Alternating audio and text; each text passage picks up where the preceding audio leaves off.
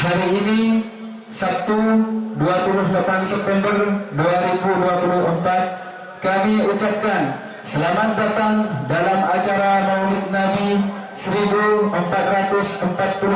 Hijriah. Juara lomba Tartil Al-Quran, lomba kuis pendidikan dan lomba cerdas cermat menimbang bahwa untuk memeriahkan kegiatan Maulid Nabi Muhammad sallallahu alaihi wasallam 1446 Hijriah di Pondok Pesantren Hasan Hasan Lapas 2 Jember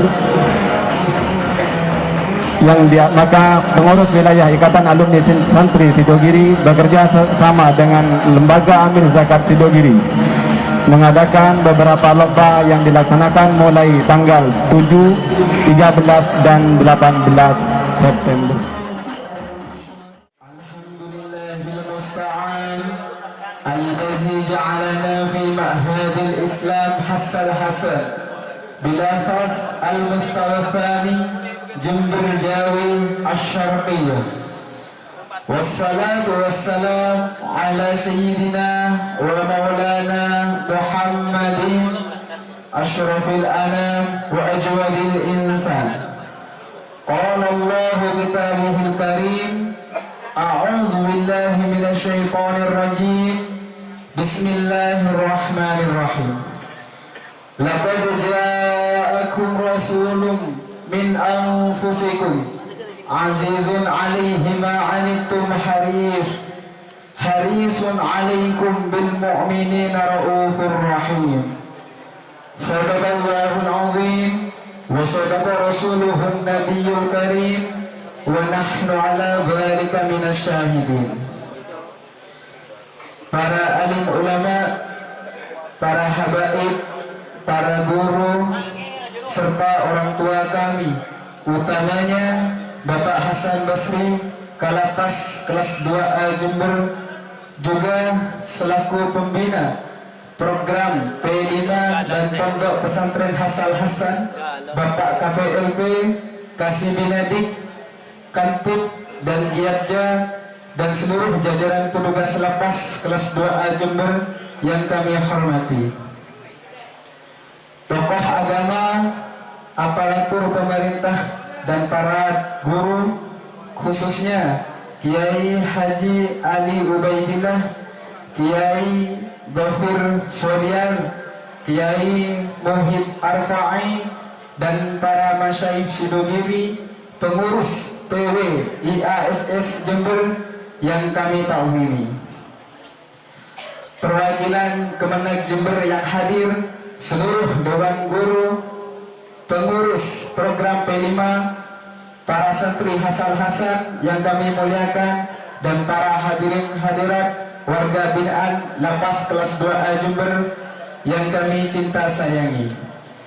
Acara yang kedua, pembacaan ayat suci Al-Quran.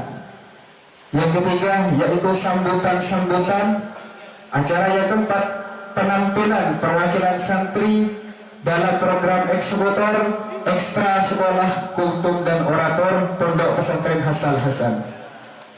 Sedangkan acara yang kelima yaitu pembagian hadiah lomba-lomba Maulid Nabi. Yang keenam, pembacaan selawat Nabi. Dan acara yang ketujuh yaitu Mau'izatul Hasanah atau ceramah agama. Acara yang terakhir yaitu penutup atau pembacaan doa. Baiklah, untuk menyingkat waktu, kita mulai acara ini dengan pembukaan dan tawassul kepada Al-Mukarram Kiai Haji Abdus Salam kami haturkan.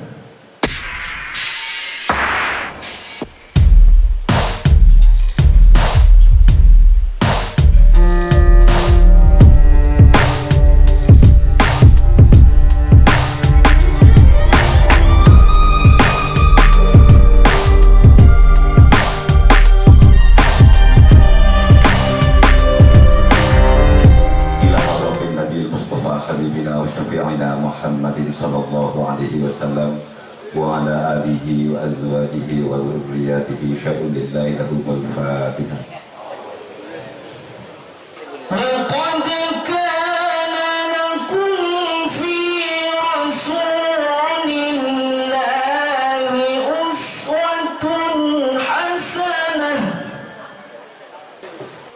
Selanjutnya acara sambutan. Sambutan pertama, mari kita dengarkan dari yang terhormat Bapak Hasan Basri, Ketua Lembaga Pemasyarakatan kelas 2A Jember. Waktu sepenuhnya kami persilakan.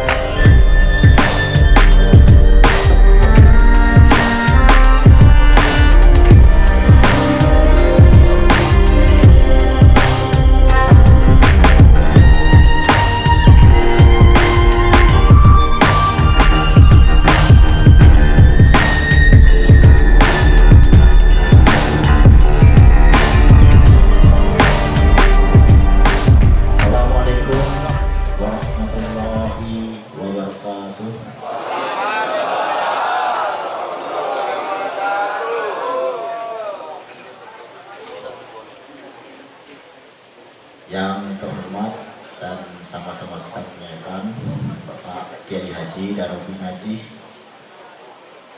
sebagai Mau'izatul Hasanah atau penceramah pada acara peringatan Maulid Nabi kita hari ini. Kemudian para pembina, ketua dan sesepuh IAS Bapak Kiai Haji Ali Dhofir Sodias, Bapak Kiai Haji Muhid Arfa'i, Bapak Kiai Haji Ubaidillah, Bapak Kiai Haji Abdus Salam, Bapak Kiai Haji Taufik Suraji, dan Bapak-bapak segenap pengurus IAS yang tidak dapat kami sebutkan satu persatu, pembina dari Kemenag Kabupaten Jember, para pejabat struktural dan para pejabat fungsional Lembaga Pemasyarakatan kelas 2A Jember,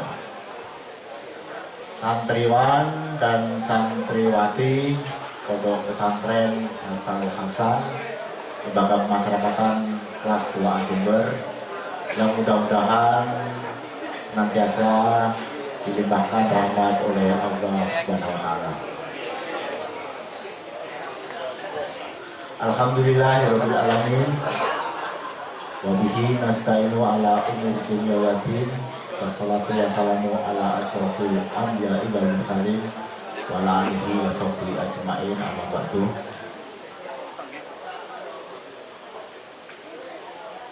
Pada peringatan Maulid Nabi Muhammad SAW pada kali ini, mudah-mudahan kita senantiasa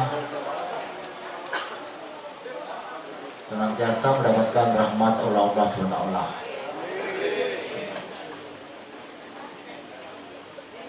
Mohon maaf, mari kita senantiasa memanjatkan puji syukur kehadirat Allah SWT atas segala limpahan nikmat dan karunia-Nya, sehingga pada pagi hari ini kita masih bisa menghadiri dan berkumpul bersama di halaman Masjid Al-Ikhlas untuk memperingati peringatan Maulid Nabi Muhammad SAW 1446 Hijriah. Salawat serta salam semoga senantiasa tercurah kepada junjungan kita Nabi Muhammad SAW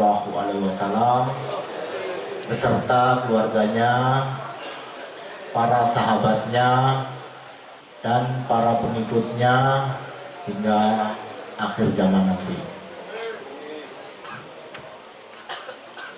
Tentunya kita senantiasa berharap agar kita semua senantiasa bisa meneladani junjungan kita baginda Nabi Muhammad SAW,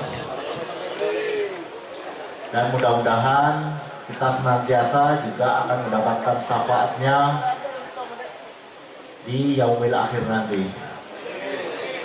Untuk itu, marilah kita senantiasa menambah keimanan kita, menambah ketakwaan kita dengan cara senantiasa mendekatkan diri kepada Allah Subhanahu wa taala, senantiasa mendatangi majelis-majelis seperti ini, meningkatkan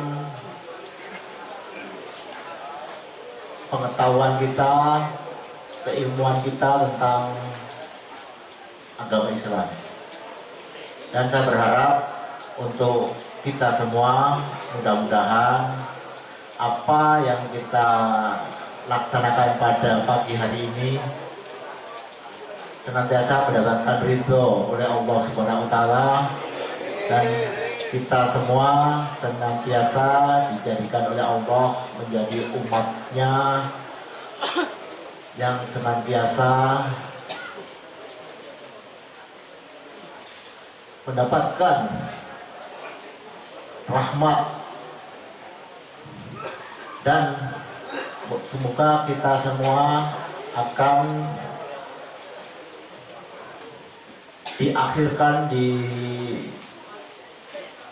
akhir nanti ataupun dalam kematian kita nanti sebagai umat yang senantiasa memegang teguh agama ini, dan kita masuk ke dalam golongan yang husnul khotimah.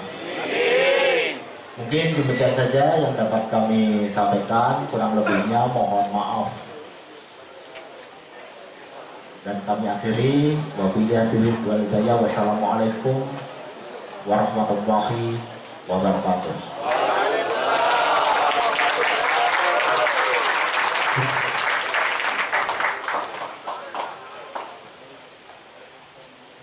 Terima kasih atas tanya. Semoga mampu memotivasi kita semua menjadi lebih baik. Amin. Sambutan kedua, kami mohon kesediaannya kepada Ketua Ikatan Alumni Santri Sidogiri Wilayah Jember atau yang mewakilinya, yang dimana hal ini akan disampaikan oleh Al-Ustadz Mas Ubaidillah. Waktu dan tempat kami persilahkan.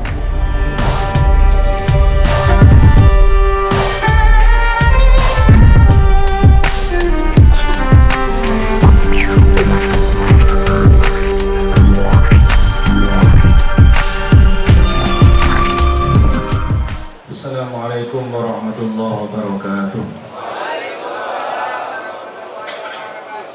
Alhamdulillah, alhamdulillah, thumma alhamdulillah, wassalatu wassalamu ala sayyidina Muhammad ibni Abdillah wa ala alihi wa sahbihi wa mawalah, amma ba'dah. Hadratul muhtaramun, para kiai, para sepuh, pembina dan senior Ikatan Alumni Santri Sidogiri Wilayah Jember, Bapak Kalapas, Bapak Hasan Basri, dan segenap jajaran pejabat lapas yang lain yang mohon maaf kami tidak banyak hafal, yang hafal hanya Pak Hasan, Pak Bambang, dan Pak Konen aja, yang lain belum hafal karena jarang-jarang masuk ke sini. Kalau pengurus dan guru-guru yang lain HP-nya aman, tidak tersita, Pak. Ketua IAS-nya justru yang disita HP-nya. Ya tidak apa-apa karena jarang kesini, salahnya ya. Alhamdulillah saya sangat senang dan bangga sekali bisa bersilaturahim dengan sahabat-sahabat Santri Sidogiri wilayah lapas. Segenap Dewan Guru yang kami hormati, yang sudah istiqomah setiap hari membina dan membagi ilmu kepada sahabat-sahabat santri di lapas. Ada yang sepekan sekali, ada yang 2 pekan sekali. Sebetulnya beliau-beliau pengajar tiap hari di sini sibuk di rumahnya karena mayoritas punya pesantren. Jadi kalau yang 2 minggu sekali itu berarti santrinya agak tambah lumayan banyak. Kalau yang setiap pekan bisa ngajar di sini itu mungkin hanya santrinya santri TPQ, santri diniyah. Kalau Ustadz Fauzan ini meskipun sepekan sekali tapi santrinya sudah ribuan Ustadz Fauzan. Makanya alhamdulillah. Dan rumahnya di Karangpring sana itu. Jadi harus turun gunung dulu. Ustadz Rohsin itu juga lebih tinggi lagi itu. Rumahnya sejajar dengan apa? Ya, negeri di atas awan. Alhamdulillah kami selaku pengurus wilayah Ikatan Alumni Santri Sidogiri untuk periode yang baru ini, karena kami dapat mandat untuk periode yang kedua, Bapak. Kami kemarin berembuk dengan pengurus harian IAS wilayah Jember. Untuk periode yang sekarang struktur organisasi kami bertambah karena di IAS itu ada divisi hukum, ada divisi ekonomi bisnis, ada pendidikan dan pelatihan, ada dakwah dan sosial. Untuk yang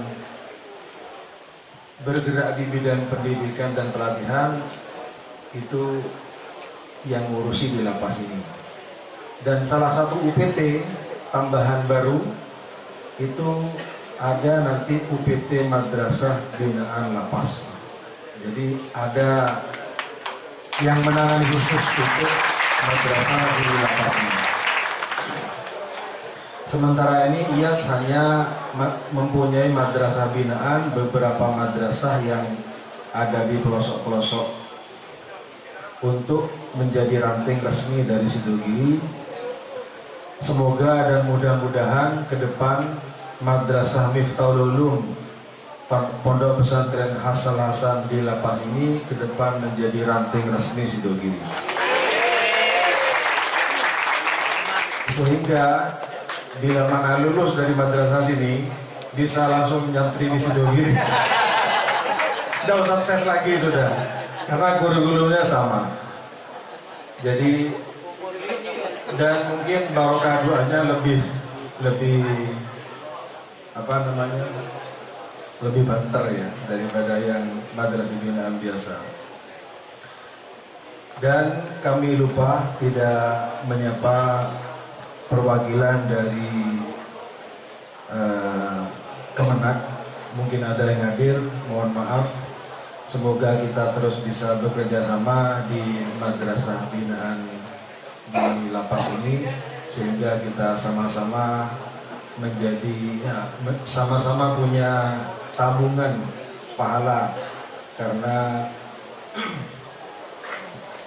bila mana sudah manfaat untuk dirinya maka dia harus memberi manfaat kepada orang lain, dan diantara zakatnya orang yang punya ilmu itu adalah membagi ilmu itu kepada orang lain. Saya kira itu sambutan dari saya. Semoga acara ini dari awal sampai akhir berjalan dengan hikmat serta mendapat syafaat barokah daripada Nabi Muhammad SAW. Amin ya rabbal alamin. Wassalamualaikum warahmatullahi wabarakatuh.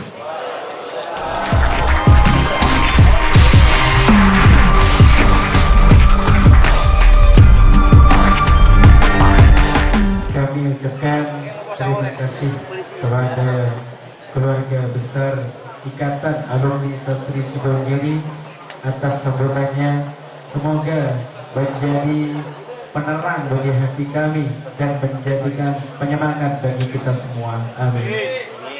Menjadi anak tangga acara ketiga, mari kita simak penampilan ceramah dari perwakilan program eksekutor Pondok Pesantren Hasal Hasan Lapas kelas 2A Jember. Kepada saudara Hartono, waktu dan tempat kami persilahkan.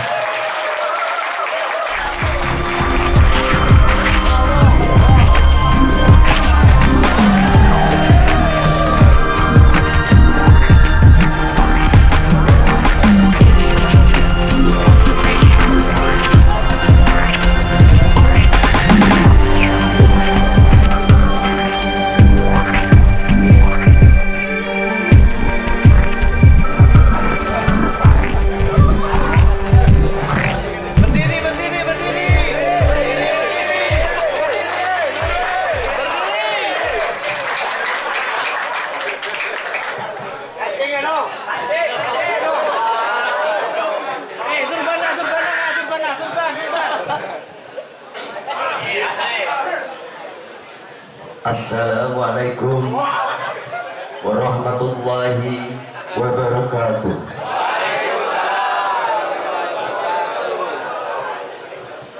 A'udzu billahi minasy syaithanir rajim. Bismillahirrahmanirrahim. Assalatu wassalamu alaika asrafil anbiya'i wal mursalin Sayyidina Muhammadin wa ala alihi wa sahbihi ajma'in, amma ba'du. Rabbi shrah li sadri wa yassir li amri wahlul 'uqdatam min lisani yafqahu qawli. Yang kami muliakan para alim ulama, para kiai, para habaib dan guru-guru kita semua, dan yang kami hormati dan kita patut taati, yaitu Bapak Kalapas Kelas 2 Jember beserta dengan segenap jajarannya dan pengasuh Pondok Pesantren Hasal Hasan dan saudara-saudara santri yang dirahmati Allah Subhanahu wa taala. Pertama-tama marilah kita panjatkan puji rasa syukur kita kepada Allah Subhanahu wa taala yang mana Beliau telah memberikan kita nikmat dari nikmat sehat, nikmat Islam dan nikmat iman, sehingga kita bisa berkumpul di satu tempat yang sangat barokah ini dengan keadaan sehat walafiat. Salawat serta salam semoga tercurah limpahkan kepada junjungan kita, yaitu Nabi besar Muhammad sallallahu alaihi wasallam, yang mana beliau telah membawa kita dari zaman kegelapan hingga keterang benderang saat ini. Mudah-mudahan kita semua selalu mendapatkan syafaat beliau hingga akhir kelak nanti. Hadirin yang saya hormati, tidak terasa kita sudah berada di bulan Rabiul Awal, bulan yang sangat istimewa, bulan yang penuh barokah ini, yang mana kita sebagai umat Nabi Muhammad SAW,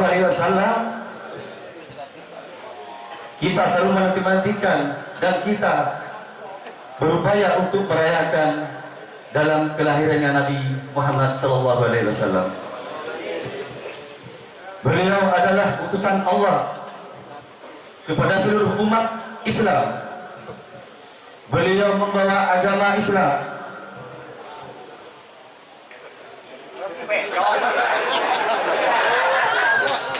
Beliau membawa agama Islam yang Allah tidak terima selain dari agama Islam di hari kiamat kelak nanti.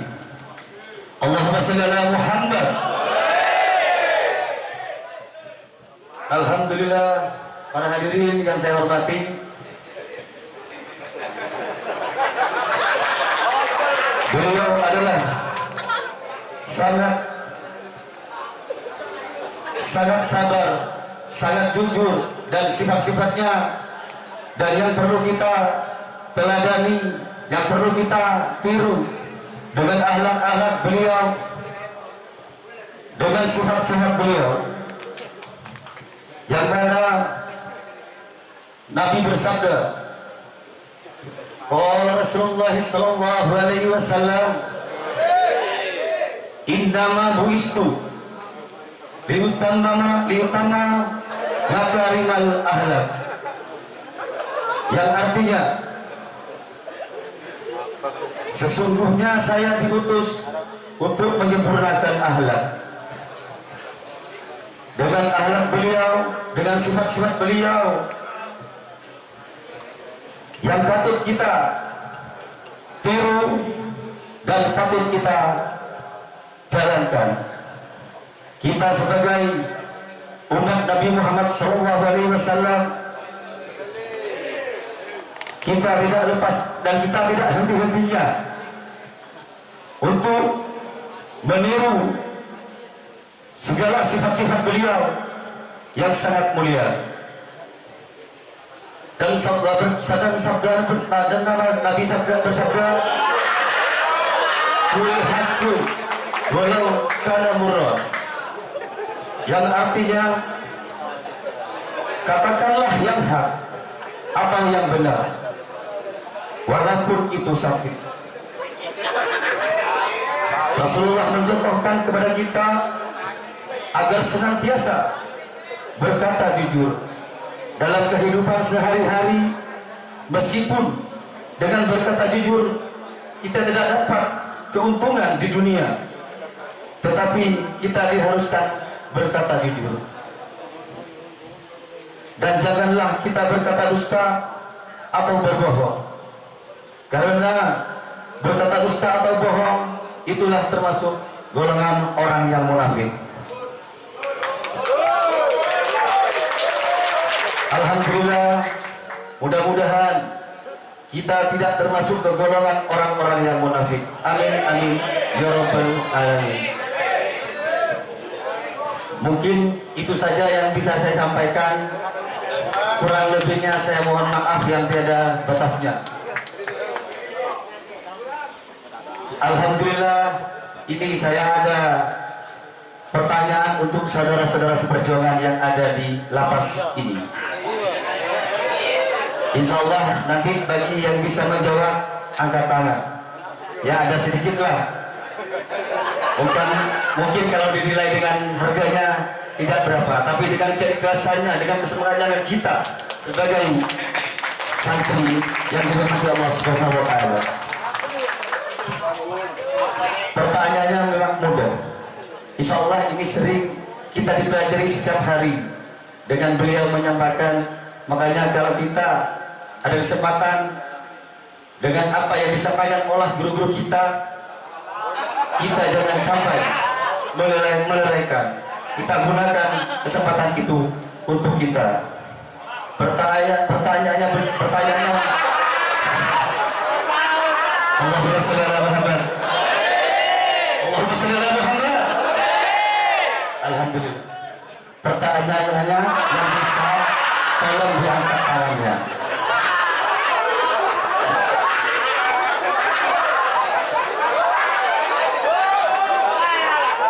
Ya maaf, saya kan masih belajar.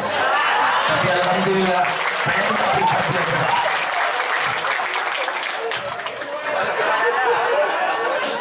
Pertanyaannya, Nabi Muhammad SAW mempunyai sifat-sifat yang jujur, mempunyai sifat yang mulia. Jadi sehingga beliau mendapatkan julukan, mempunyai nama gelar, yaitu yang bisa menjawab nama gelarnya apa? Alhamdulillah sudah angkat tangan semua, berarti sudah siap untuk menjawab. Baik, coba saya tunjuk Mas yang pakai belangkon, jawabannya gimana Mas? Alamin, orang yang terpercaya. Gimana Mas? Alamin, orang yang terpercaya. Sudah yakin dengan jawabannya? Alhamdulillah. Alhamdulillah jawabannya betul sekali. Tepuk tangan untuk Mas Dio. Sebentar lagi Pak. Ini masih ada 2 pertanyaan. Kenapa? Lagi. Untuk pertanyaan yang kedua, Nabi Muhammad SAW dilahirkan pada hari apa dan tanggal berapa dan tahunnya tahun apa? Alhamdulillah sudah angkat semua. Baik, saya acak karena ini terlalu kayak bisa semua ini untuk menjawab. Coba Mas yang ini. Senin, tanggal 12. Tolong yang keras supaya guru-guru besar kita mendengar. Hari Senin, tanggal 12 Bentar. Cek.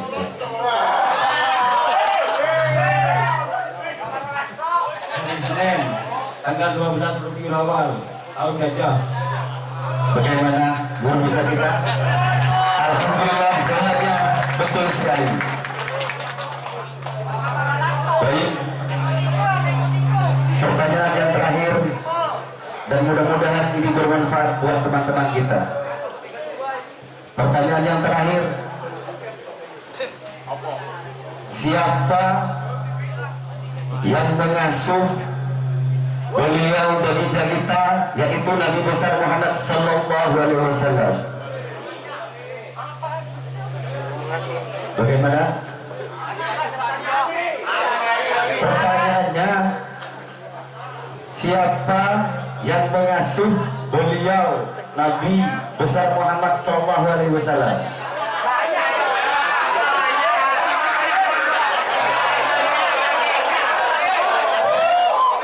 Gimana?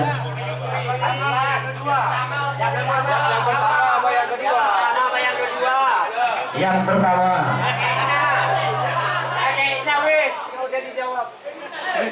Kenapa?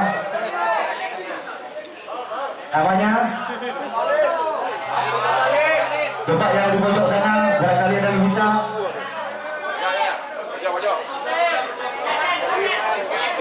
Atau Mbak Mas yang itu? Ayo.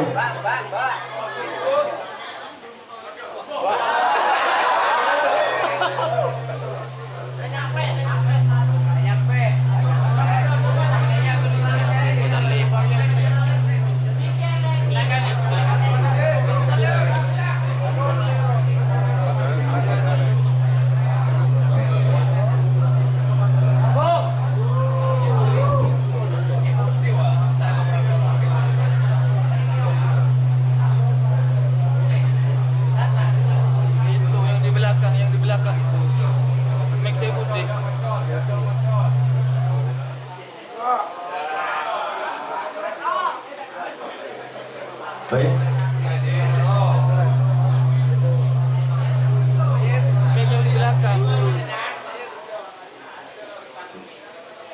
Bagaimana? Cek 1 2.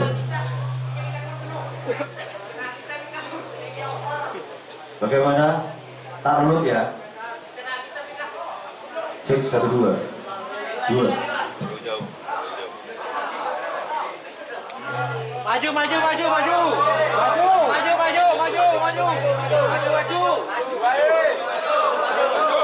Bagaimana, ada yang bisa menjawab?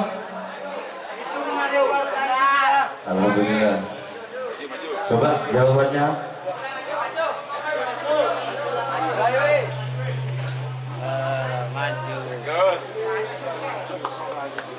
Langsung ke atas.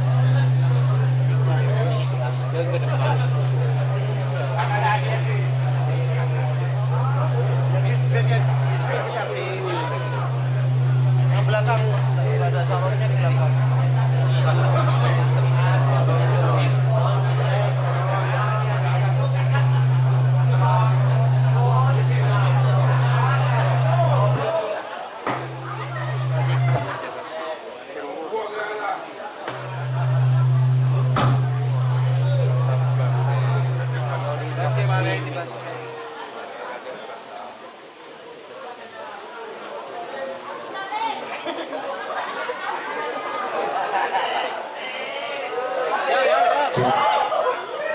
Bagaimana? Bisa jawab? Kira-kiranya jawabannya apa?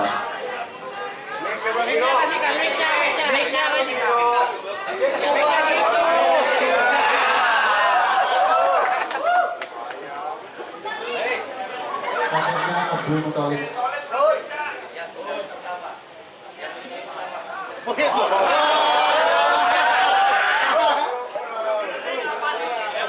Ibunya Halimah. Bagaimana guru besar kita? Betul. Alhamdulillah. Terima kasih ya Pak. Tunggu Mas Afwan. Ini ada. Diam di atas. Terus yang Mas yang tadi yang mendapatkan Mas Afwan itu tolong naik ke depan.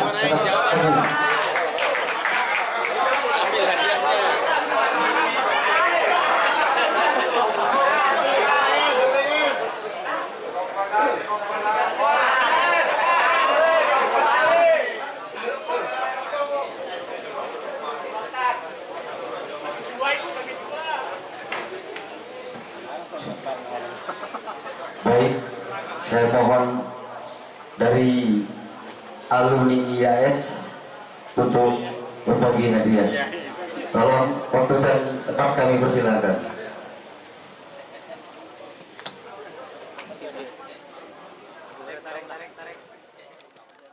Setiap bulan dan membiayai anak asuh baik yatim, duafa, fakir miskin.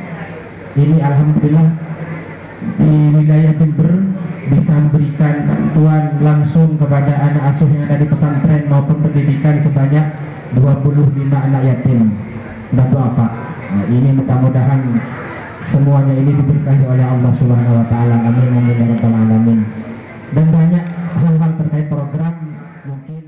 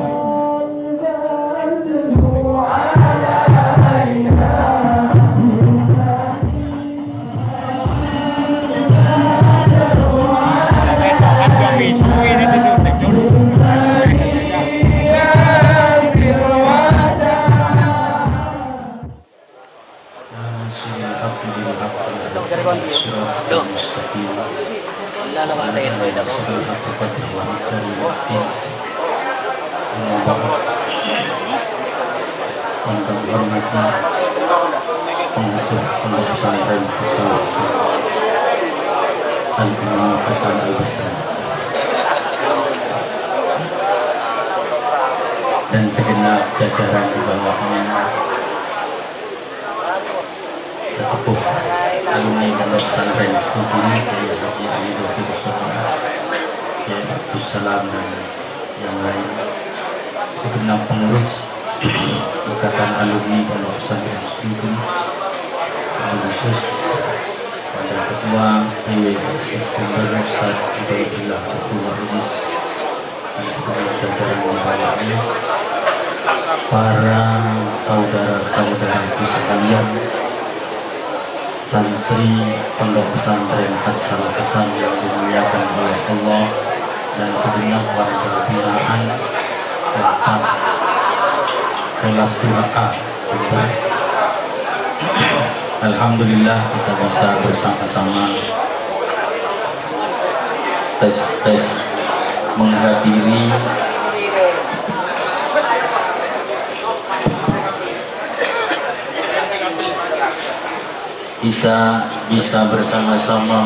acara Maulid Nabi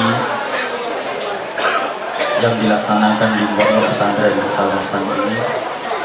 Semoga kehadiran kita di sini bersamaan dengan ridho dan ma'unah dari Allah Subhanahu wa taala, sehingga kita bisa dikumpulkan dengan Rasulullah Muhammad sallallahu alaihi wasallam, wabil khusus kelak di hari pembangkitan nanti. Syukur-syukur jika kita semua diberi kesempatan oleh Allah Subhanahu wa taala untuk memandang wajah beliau, kendati pun hanya di alam mimpi kita. Karena bertemu dengan Rasulullah Muhammad sallallahu alaihi wasallam itu adalah pertanda bahwa orang ini termasuk penghuni surga. Jika ada orang memandang wajah Rasulullah di dunia itu adalah pertanda kuat bahwa dia akan berkumpul dengan beliau di akhirat nanti, meskipun hanya lewat mimpi, karena Rasulullah SAW menyatakan man ra'ani fil manam faqad ra'ani. Orang yang bertemu melihatku pada saat di alam mimpi, maka dia benar-benar bertemu denganku. Fa inna syaitan la yatamatsalu bi, karena syaitan tidak bisa menjelma menyerupai aku. Itu sabda Rasulullah sallallahu alaihi wasallam. An-nadrah, kita berharap kita bisa melihat wajah Rasulullah, kendati pun di alam mimpinya. Bahkan ada ulama yang menyatakan bahwa setiap orang yang mukmin kepada Rasulullah Muhammad SAW akan diberi kesempatan untuk melihat wajah Rasulullah sebelum wafat. Ini yang kita harapkan. Ada ulama yang menyatakan demikian, asalkan dia mukmin kepada Rasulullah. Ada beda antara orang mukmin kepada Rasulullah dengan orang yang hanya melihat Muhammad, itu beda. Makanya dulu ada seorang raja pada masa setelahnya Imam Abu Yazid Al-Bustami. Itu saya lupa nama raja ini, diterangkan oleh, kalau tidak salah, di dalam muqaddimahnya Syarhuz Zarqani, ada seorang raja datang untuk berziarah ke makamnya Al-Imam Abu Yazid Al-Bustami. Pada waktu itu raja ini bertemu dengan juru kunci makam itu. Saya sebetulnya biasa ngomong Madura, tapi karena Kiai Hasan Basri tidak bisa Madura, akhirnya saya pakai bahasa Indonesia. Dia datang ke juru kuncinya, dia bertanya, wahai juru kunci makam Imam Abu Yazid Al-Bustami, apa keistimewaan dari Imam Abu Yazid Al-Bustami? Juru kunci itu menyatakan begini, Imam Abu Yazid Al-Bustami pernah menyatakan man ro'ani dakhalal jannah. Orang yang pernah melihat aku dakhalal jannah, maka dia masuk surga. Wah, ini gawat. Cuma melihat Imam Abu Yazid Al-Bustami bisa masuk surga. Kalau sekarang ini banyak yang kritik ini. Raja ini bilang, Sultan ini bilang kepada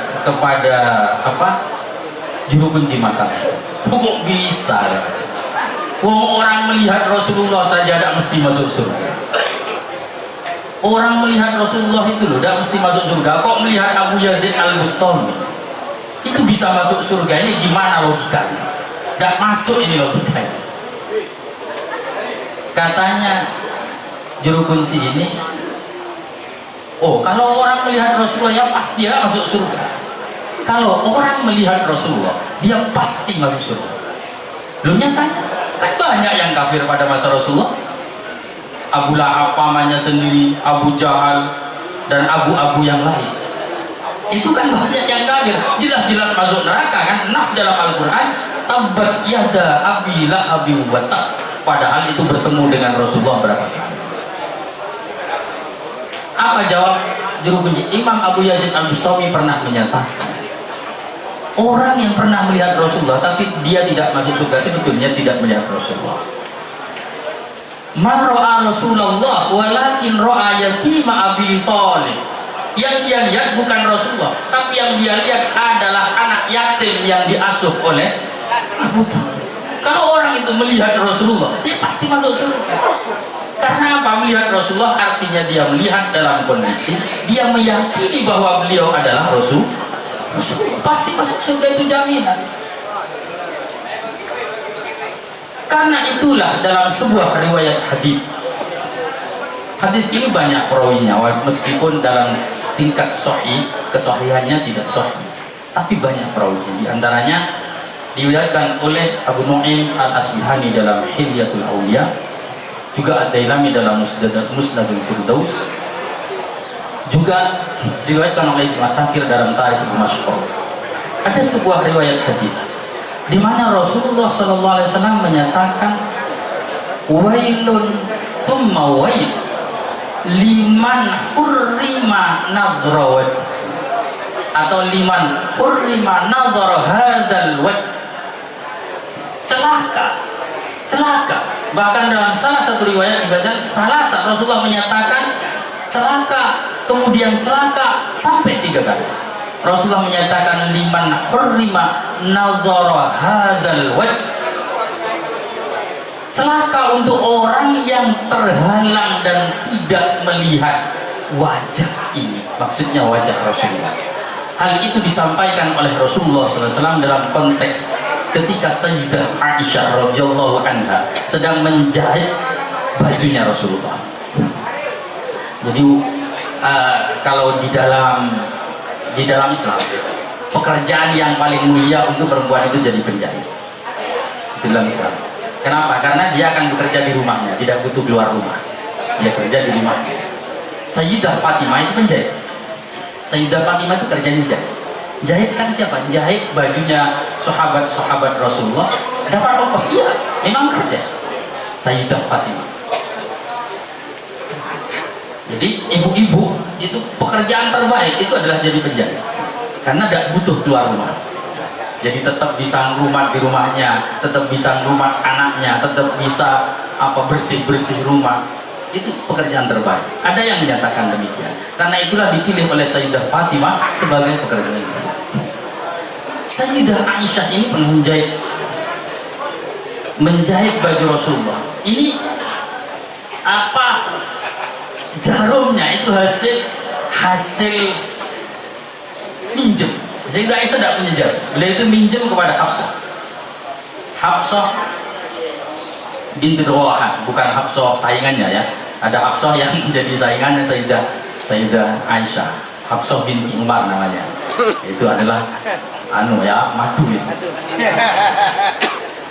Makanya ada guyonan, kalau sampean itu ingin lihat madu itu asli atau tidak, itu silahkan berikan kepada istri sampean. Kalau istrinya ngamuk, itu berarti madu yang asli. Kalau masih belum ngamuk istrinya, masih belum asli, itu Kiai Gofir jualan madu sobat. Jadi Sayyidah Aisyah ini pinjem jarum dari Hafsah binti Rawaha, mungkin adiknya Abdullah bin Rawaha, sang pejuang di perang Mu'tah itu. Nah, waktu di tengah-tengah menjahit itu malam hari, ini di kamarnya Sayyidah Aisyah menjahit baju Rasulullah, ini jarumnya jatuh, fasaqatat an yadi. Sayyidah Aisyah menyatakan, ista'artu khaiton atau ista'artu ibrotan min Hafsah bin Rawaha akhitu biha tauba Rasulillah fasaqatat an yadi. Akhirnya ini jatuh, dijahit jatuh, karena ini hasil minjem. Sayyidah Aisyah itu cari, karena orang pinjam itu harus dikembalikan, orang pinjam kan harus dikembalikan. Ini hak, kalau tidak dikembalikan nanti dituntut di akhirat. Makanya Imam Sufyan Ats-Tsauri itu pernah pinjam pulpen. Pernah pinjam pulpen ketika beliau itu berada di Syam ke orang.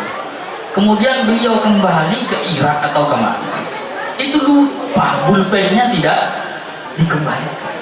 Lo mau nelpon kan tidak bisa waktu itu. Mau tanya, ini minta ridhonya kan tidak bisa, tidak ada hak. Kembali lagi dari Irak ke Syam untuk membalikan pulpen, takut dituntut kelak di akhirat. Ini ya, ini peringatan untuk yang korupsi jangan sampai korupsi.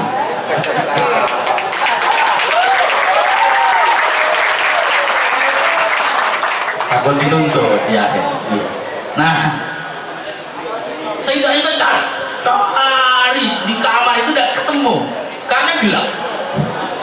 Di tengah-tengah mencari ini, Rasulullah Shallallahu Alaihi Wasallam masuk menengok lewat jendela apa lewat pintu itu diriwayatkan.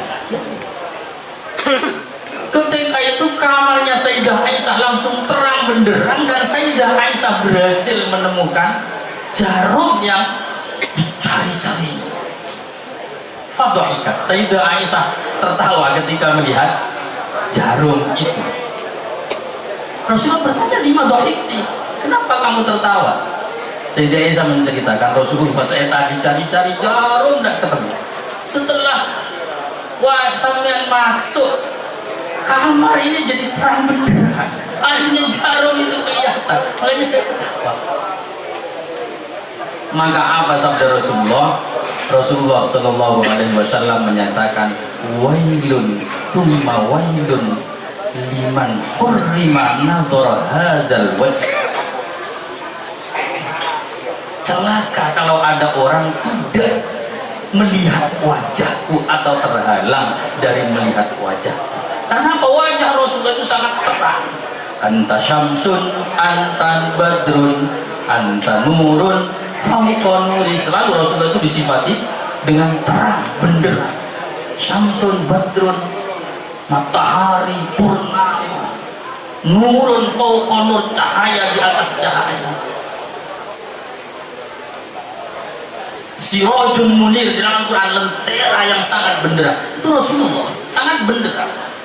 Tidak hanya benderang secara fisik, tapi yang terpenting adalah benderang secara ruhani. Sehingga kalau ada orang tidak melihat nur ruhaninya Rasulullah, tidak melihat benderangnya cahaya Rasulullah, maka dia adalah orang yang celaka, dalam arti dia tidak melihat kebenaran ajaran dari Rasulullah Muhammad Sallallahu Alaihi Wasallam.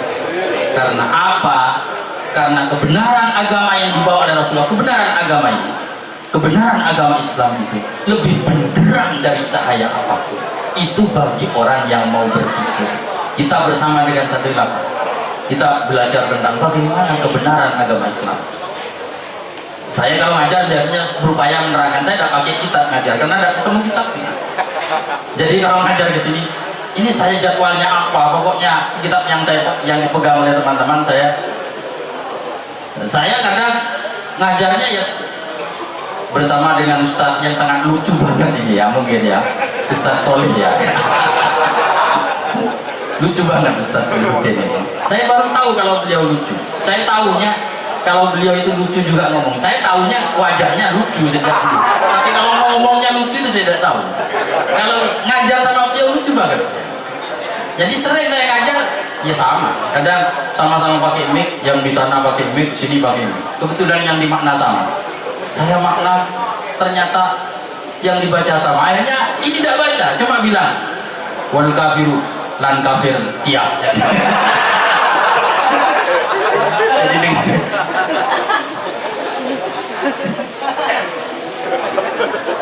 Jadi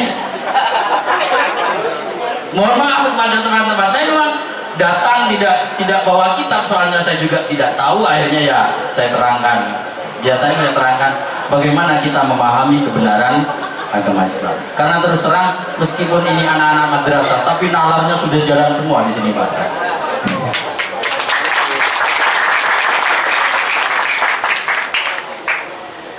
Kebenaran cahaya Rasulullah itu adalah sebetulnya hakikatnya adalah kebenaran rohani. Tapi terangnya cahaya Rasulullah itu kadang-kala ditampakkan oleh Allah Subhanahu wa Ta'ala dalam bentuk jasmani. Dan itu sudah tampak sejak Rasulullah sebelum lahir. Secara jasmaniyah kadang Allah Subhanahu wa Ta'ala menampakkan cahaya Rasulullah bahkan sejak sebelum Rasulullah lahir. Ada banyak riwayat sejarah diceritakan dalam banyak sekali kitab sejarah, di antaranya Ibnu Katsir dalam Al-Bidayah wan Nihayah. Dulu kira-kira 10 bulan sebelum Rasulullah lahir, Rasulullah, ayah Rasulullah siapa namanya? Sayyid Abdullah. Sampeyan tahu Sayyid Abdullah itu orangnya tampan banget. Tidak hanya tampan, ada banget. Tidak ada orang yang lebih tampan daripada Sayyid Abdullah mungkin di dunia pada waktu itu, sebelum Sayyid Abdullah menikah. sekali lagi, sebelum Sayyid Abdullah menikah, tidak ada, umpama ada kontes ketampanan di dunia, itu tidak ada orang yang lebih tampan daripada Sayyid Abdullah. Sayyid Abdullah ini ceritanya mau disembelih kan. Ya, kalau kita feedback, Sayyid Abdullah ini kan mau disembelih. Rasulullah menyatakan, anak ibnu dzabihai, saya adalah keturunan dari dua orang yang disembelih. Siapa? Nabi Ismail dan Sayyid Abdullah. Kenapa mau disembelih? Ya karena untuk memenuhi janji, memenuhi nadar. Jadi Abdul Muthalib ayahnya itu punya nadar untuk menyembelih salah satu anaknya, anak laki-lakinya, jika sudah memiliki 10 orang anak laki-laki. Keren ini, punya anak laki-laki 10, yang satu saya sembelih untuk kurban, dan nanggung-nanggung kurbannya. Loh, kenapa kok sampai Abdul Muthalib itu punya niat seperti, punya nadar seperti itu? Gara-garanya marah. Kenapa kok marah? Abdul Muthalib itu pernah didatangi oleh ilham, kok sekarang ya alamat dan remedul, apa ya, bisikan untuk menggali sumur Zam-Zam. Jadi sumur Zam-Zam itu kan adanya pada masa Nabi Ismail. Setelah Nabi Ismail sekitar berapa abad kemudian sumur Zam-Zam itu tertutup gara-gara terjadi perang di Mekah itu antara kabilah Jurhum dengan kabilah Khuza'ah. Kabilah Jurhumnya kalah, diusir dari Mekah. Sebelum pergi dari Mekah, sumur Zam-Zam itu ditutup, airnya hilang semenjak itu sumur Zam-Zam. Baru tergali kembali pada saat Abdul Muthalib, kakeknya Rasulullah itu masih muda. Yang gali Abdul Muthalib, baru menikah pada waktu itu. Abdul Muthalib menggalinya gara-garanya ada mimpi, didatangi mimpi berkali-kali. Datang mimpi apa? Dia didatangi mimpi, mimpinya apa? Ada orang datang kepada beliau berbaju putih dan mengucapkan satu kata, ikhfar, galilah. Setelah itu Abu Thalib bangun, dia tidak tahu apa yang harus digali. Besoknya tidur lagi, datang lagi orang ini bilang ikhfar, gali.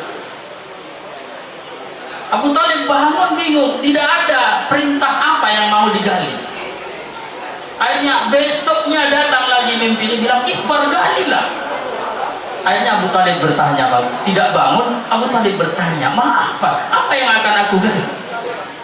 Ikhfar Zam-Zam, galilah sumur Zam-Zam, sumur legendaris yang pada waktu itu sudah hilang.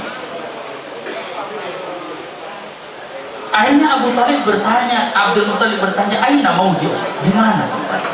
Ditunjukkanlah ciri-ciri tempat. Digali oleh Abdul Muthalib di timurnya Ka'bah. Sumur Zam-Zam itu ada di timurnya Ka'bah. Itu digali. Ketika menggali ini, Abu Thalib ini dibully oleh orang. Ada orang lewat itu tanya, kan dekatnya Ka'bah banyak orang. Ngapain kamu ini gali-gali di sini?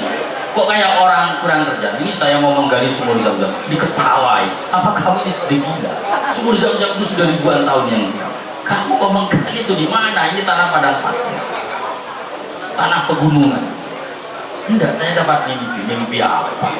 Setiap orang, tidak ada yang bantu, tidak ada yang bantu. Adanya semua orang itu ngenyek. Apa ngenyek itu? Nguli. Hanya Abu Thalib itu marah. Tidak ada yang bantu. Pada waktu itu Abu Thalib hanya dibantu oleh seorang, punya satu anak masih kecil waktu itu, namanya Al-Hari. Itu yang gali, ikut bantu, tapi tidak seberapa. Marah Abdul Muthalib akhirnya bersumpah, awas, kalau saya sudah punya 10 orang anak laki-laki yang bisa membantu saya akan kurbankan salah satunya. Nah, pada akhirnya Abdul Muthalib itu menikah. Ya istrinya ada beberapa, tidak hanya 1, 10 anak. Kalau cuma 1 tidak kuat 10 anak kayak. Nah, udah akhirnya sampai punya 10 orang anak. Sampai anaknya sudah dewasa semua. Yang paling bungsu pada waktu itu adalah masih Sayyid Abdullah. Masih belum ada Sayyidina Hamzah, belum ada Sayyidina Al-Abbas. Sayyid Abdullah itu sudah usia 18 tahun pada waktu itu. Sayyid Abdullah 10, dia punya 9 kakak laki-laki, lain yang perempuan. Nah, pada saat itu Abdul Muthalib sudah lupa dengan sumpahnya dulu. Baru didatangi, ada orang itu datang lagi, yang datang dalam mimpinya, dan Sekarang bilangnya bukan ikhfar tapi irbah, sembelih. Bangun Abdul Muthalib, besoknya datang lagi irbah, besoknya datang lagi irbah, sembelih lah. Baru kemudian Abdul Muthalib bilang, oh saya punya janji untuk menyembelih anak saya. Akhirnya pagi-pagi Abdul Muthalib mengumpulkan putranya yang 10 dan menceritakan kisahnya. Dulu saya pernah begini, berjanji kepada Tuhan untuk menyembelih salah satu anak saya. Siapa di antara kalian yang siap untuk disembelih? Akhirnya ngacung semua, 10 orang ngacung semua. Kenapa kok ngacung semua? Karena akan jadi sejarah. Orang Arab pada waktu itu pemberani, mereka tidak takut mati, asal dengan kematiannya dia bisa mengukir sejarah. Ngacung semua. Karena ngacung semua yang harus diundi. Diundi ternyata kena ke Abdullah, putra tersayang, terkasih, putra tertampan, paling akhlaknya paling baik, paling dikagumi oleh orang di Mekah pada waktu itu. Ya apa boleh buat? Apa boleh buat? Abdul Muthalib mengasah parah, diceritanya mengasah parah supaya anaknya tidak terlalu sakit. Parahnya mau ditajam, dituntun Abdullah waktu usia sudah 18 tahun, dituntun mau dibawa ke tempat penyembelihan kurban. Biasanya orang Arab menyembelih kurban di antara berhala di dekatnya berhala Na'ilah, dibawa sambil tangan kanannya pegang parang, tangan kirinya pegang tangannya Abdullah. Mekah heboh mendengar kabar itu, Mekah heboh luar biasa. Abdul Muthalib didemo oleh orang waktu itu. Orang Mekah demo semua, jangan lakukan itu, karena kalau kau lakukan itu sementara engkau adalah pemimpin orang Quraisy, maka karena sunnatan liman ba'da, maka itu akan ditiru oleh orang-orang setelah kamu. Jangan. Abdul Muthalib bilang, gimana saya sudah kadung berjanji dan saya ditagih oleh Tuhan. Yang paling berat sebetulnya saya, tapi ini demi menepati janji saya. Orang Arab itu luar biasa kalau menepati janji. Dulu tapi sekarang sudah karuan orang Arab sekarang. Kalau dulu orang Arab itu terkenal sebagai bangsa yang paling menepati janji, dan menurut Syekh Sofir Rahman Al-Mubarak pun di dalam Ar-Rahiqul Maktum, itu yang menjadi penyebab orang Arab oleh Allah Subhanahu wa Ta'ala diamanati untuk membawa risalah Islam, karena mereka menepati janji. Kalau jenengan baca sejarah bagaimana para sahabat Rasulullah menepati janjinya kepada Rasulullah dengan perjuangan yang berdarah-darah, sehingga Islam itu bisa jaya luar biasa. Itu dulu orang Arab dulu ya, bukan sekarang. Kalau sekarang udah dapat. Dan Abdul Muthalib bawa itu di demo orang. Akhirnya ada orang usulnya, gini aja lah, kalau begitu kamu datang ke kiai. Kalau dulu kiainya dukun, kalau ada ulama dulu dukun, yang disebut kiai itu adalah Tuhan, kahana, para dukun beramal. Datang cari solusi, bagaimana solusinya, bagaimana solusinya. Akhirnya dikasih solusi, kalau begitu kamu anu aja, kamu tebus saja, kamu tebus dengan pakai undian. Undi antara Abdullah, ada undiannya, ada cara spiritual undian di Quraisy, tidak perlu saya terangkan.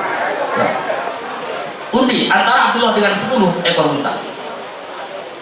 Kalau masih keluar Abdullah, tambahin lagi dengan 10 ekor unta sampai keluar unta. Diundi di hadapan Ka'bah, Abdullah dan 10 ekor unta, keluar Abdullah. Diundi lagi 10 Abdullah dengan 20 ekor unta, keluar Abdullah. Terus diundi sampai Abdullah dengan 100 ekor unta, baru keluar 100 ekor unta. Maka harus ditebus. Abdullah untuk tidak disembelih, Abdul Muthalib harus menyembelih 100 ekor unta sebagai pengganti. Makanya kalau di dalam Islam, dia kalau ada orang bunuh orang, itu kalau tidak terkena hukuman mati, maka dia harus bayar dia. Berapa? 100 ekor unta. Berapa sekarang? Ya silakan dihitung sendiri. Kalau 1 ekor unta 30 juta kali 100 is 3M. Sudah, setelah menyembelih 100 ekor unta ini, strategi korunta dibiarkan begitu saja. Abdul Muthalib bawa Abdullah ini dibawa, dituntun. Ya, sejarah disebut dituntun. Ya, Abdullah ini anak baik, manut gitu, tidak pernah. Ya, Abdullah ada di belakangnya Abdul Muthalib ada di depan. Ketika lewat di dekatnya Ka'bah, Abdullah ini digoda oleh seorang perempuan. Namanya Qatilah. Lakopnya Ummu Kitab. Perempuan muda, cantik, terhormat, kaya. Dia goda. Jadi Qatilah ini nama serem. Qatilah itu artinya Qatilah, bukan Qatilah, tapi Qatilah artinya korban pembunuhan. Perempuan yang jadi korban pembunuhan. Lakopnya Ummu Kitab, induknya perang. Jadi orang Arab ini kalau ngasih nama untuk anaknya biasanya dikasih nama serem. Sampai jangan bayangkan nama seperti Al-Abbas itu seolah-olah bagus, tapi artinya sebetulnya tidak bagus. Al-Abbas itu artinya merengut terus. Abbas tadi dipakai karena nama itu yang berharga adalah sejarahnya, bukan artinya. Namanya soleh tapi jadi malin ya.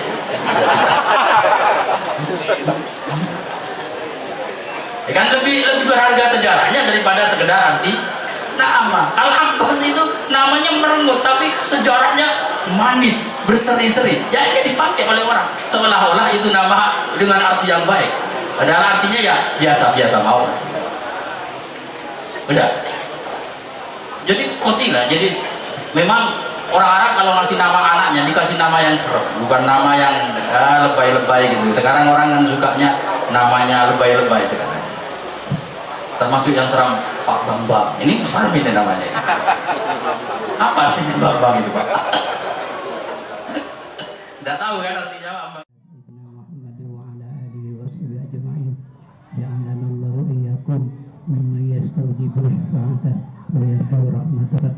Allahumma bihurmati hadzal nabiyil karim wa alihi wa sahbihi salihin ala manhajil qawim ij'alna min khiyari ummati wasturna bidayli hurmati wasturna fi zumrati wastamil alsinatana fi madhi wa nusrati wa amitna lahu bihi jama'ati wa amitna lahu bihi jama'ati wa ahyina mutamassikin bismati wa ta'ati Allahumma ij'alna Allahumma ighfir lana dhunubana wa khatayana kullaha wa sallallahu ala sayyidina Muhammad wa ala alihi wa sallam. Subhana rabbika rabbil izzati amma yasifun wa salamun alal mursalin walhamdulillahi rabbil alamin. Assalamualaikum warahmatullahi wabarakatuh. Alhamdulillah kami selaku Ketua Harian Pondok Pesantren Hasan Hasan telah mengadakan Maulidun Nabi Muhammad SAW bersama Ikatan Santri Sidogiri cabang Jember, dan ini sudah berlanjut pertama kali kami mengadakan, dan insya Allah event ini akan kami adakan setiap tahun bersama Ikatan Santri Sidogiri cabang Jember, dan mudah-mudahan kerjasama ini akan langgeng selamanya. Harapan kami dukungan dari berbagai macam berbagai pihak sangat kami butuhkan, dan santri kami sahabat-sahabat santri digembleng bersama dengan kemampuan yang sudah tidak bisa dipungkiri lagi, kemampuan dari teman-teman Ikatan Santri Sidogiri yang berada di cabang Jember ini. Di Lapas Jember kelas 2A. Acaranya apa saja? Ya, pembagian hadiah, terus ceramah, sambutan-sambutan, ya semacam itulah. Bagaimana perasaannya, suasananya? Alhamdulillah senang sekali. Soalnya jarang-jarang kan. Jarang-jarang. Satu tahun satu kali. Saya dari Pasuruan. Barusan acara apa saja? Ya, iya. Acara Maulid Nabi. Maulid Nabi. Gimana suasananya, perasaannya? Ya, alhamdulillah santri Hasan Hasan, alhamdulillah sehat-sehat semua. Tiap tahun bisa dilakukan acara ini? Insya Allah bisa. Harapannya? Ya, buat meriahkan Kanjeng Nabi Muhammad untuk santri Hasan Hasan. Dari Surabaya. Ya. Dan barusan acara apa? Acara peringatan Maulid Nabi, Maulidur Rasul sallallahu alaihi wasallam. Acaranya hadroh, selawatan, terus Qiraatul Quran, terus pembagian hadiah serta ceramah Maulidul Hasanah. Ada hadiah apa? Hadiah itu adalah yang juara mengikuti lomba sebelum peringatan Maulid Nabi. Ada lomba-lomba. Lombanya ada salah satunya tartil Quran, terus cerdas cermat, terus apa ya, kuis cepat tangkap. Gimana Ya. perasaannya dengan kegiatan itu? Ya, alhamdulillah senang bisa memeriahkan kelahiran Nabi Muhammad SAW, apalagi berada di tengah-tengah lapas yang tercintai di Jember. Terima kasih kepada seluruh jajaran pengurus IAS yang sudah membantu dalam pelaksanaan Maulid Nabi SAW ini sehingga berjalan sukses sampai akhir. Kepada petugas Kepala Lapas Pak Hasan Basri, terima kasih sudah mendukung dan mensupport kegiatan santri Hasal Hasan sehingga bisa terselenggara di Lapas Jember ini.